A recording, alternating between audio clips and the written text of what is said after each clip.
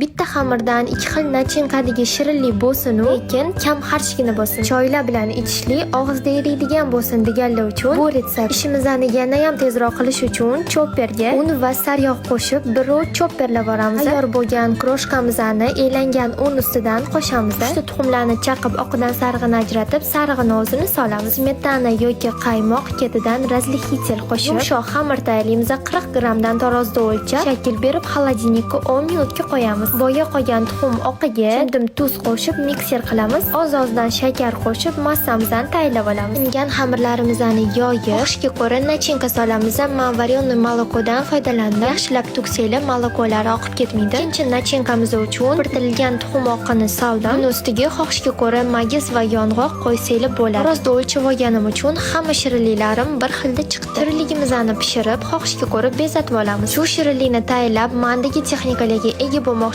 bo'lsanglar, videoni tagida batafsil ma'lumot bor.